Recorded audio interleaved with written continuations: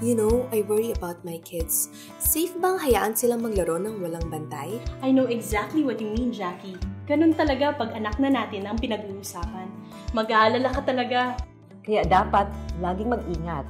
When you were young, Jackie, I remember playing with you just to keep you safe.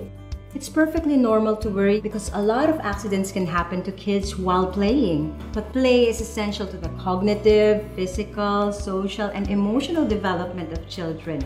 We just have to be our own kids' playmate to keep them safe. And at the same time, it's a great way to bond with them.